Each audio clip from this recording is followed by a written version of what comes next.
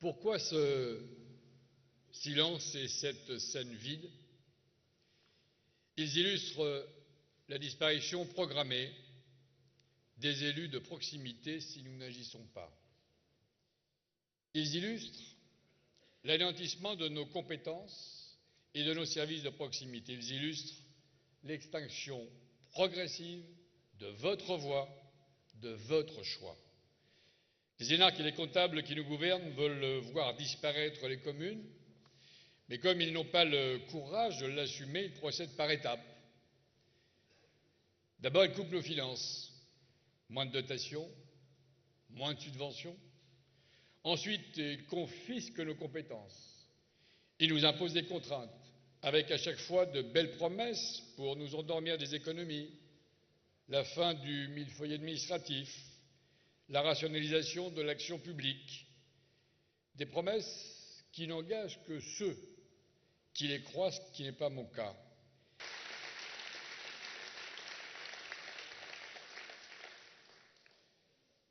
Qu'est-ce que la démocratie locale? C'est avant tout le vote, c'est-à-dire la possibilité pour vous de choisir les représentants qui porteront le projet que vous souhaitez pour notre ville. C'est l'unique possibilité de pouvoir interpeller directement vos élus, échanger avec eux, débattre, leur dire quand les choses vont dans le bon sens, mais aussi quand elles vous déplaisent. Un élu de proximité, c'est à la fois un conseiller, parfois un psychologue, un soutien et aussi souvent un défouloir. Et si vous n'êtes pas satisfait, lors des prochaines élections, eh bien vous les changez. Mais demain, je vais vous dire ce qui va se passer. Demain, vous voterez pour telle ou telle équipe qui défendra tel ou tel programme. Mais les élus que vous aurez choisis ne pourront pas réaliser librement ce projet. Ils devront au préalable obtenir l'accord des représentants des 13 autres villes de l'établissement public territorial, qui ont des noms EPT, auxquels Neuilly-Plaisance est rattaché depuis 2016. Car à l'inverse de la métropole du Grand Paris qui intervient en soutien de notre action, en subventionnant par exemple la réhabilitation de la ferme Théris ou l'acquisition de véhicules électriques, l'EPT, lui, se substitue à nous en s'accaparant nos compétences.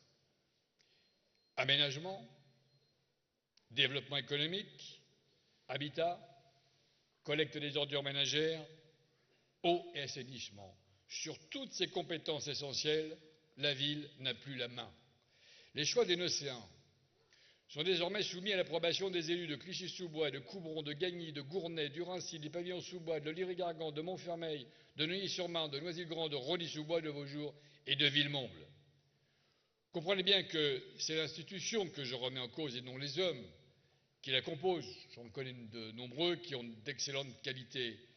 Et je tiens à réaffirmer d'ailleurs toute mon amitié à Michel Telet, le président de l'EPT, car aujourd'hui nous avons la chance de travailler en bonne intelligence avec les 13 autres villes. Mais qui peut dire ce qu'il en sera demain? Comment éviter qu'en 2020, les nouveaux conseillers territoriaux de l'EPT, dont on ne sait pas d'ailleurs s'ils seront désignés ou qu'ils seront élus au suffrage universel, ne bloquent les projets vitaux des villes d'une tendance politique différente des leurs? Rien ne peut le garantir. Au sein de l'EPT, Neuilly-Plaisance, c'est 21 231 habitants sur 380 000 et seulement 4 élus sur 80. Bien peu de voix pour faire entendre et respecter votre choix. Et je vous le dis clairement, il n'y a qu'à vous que je souhaite rendre compte de mon action, car c'est votre projet que je mets en œuvre avec celles et ceux qui m'entourent dans le conseil municipal, et non celui des Rhôniens, des Coubronais, des Villemomblais, que j'aime bien par ailleurs, mais c'est Neuilly-Plaisance qui compte.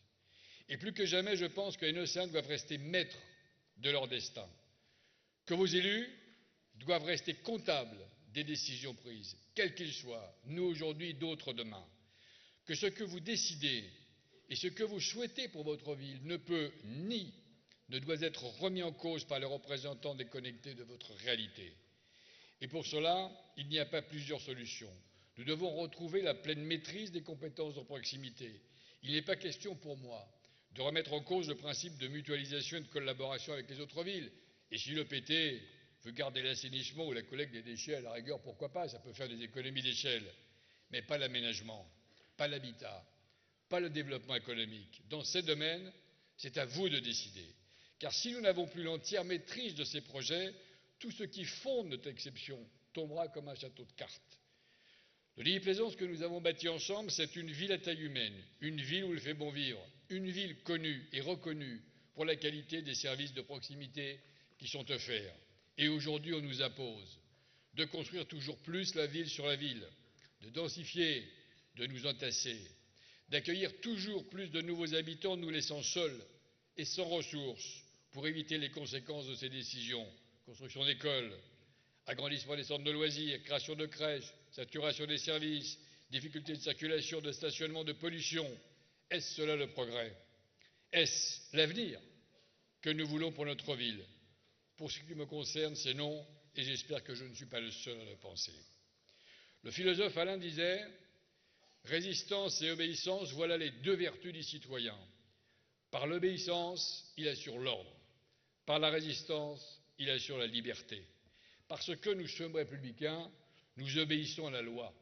Mais parce que nous sommes nocéens, nous luttons contre une application aveugle qui menace notre exception et notre liberté de choisir la ville dans laquelle nous souhaitons vivre.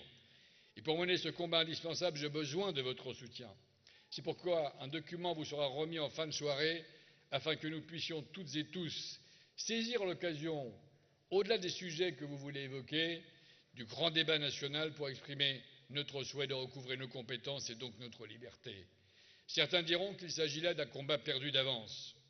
Mais n'oubliez pas que le plus grand obstacle à la réussite, c'est le découragement, le fatalisme, la résignation. Et Neuilly-Plaisance est indubitablement, incontestablement, une ville qui mérite que l'on se batte pour elle.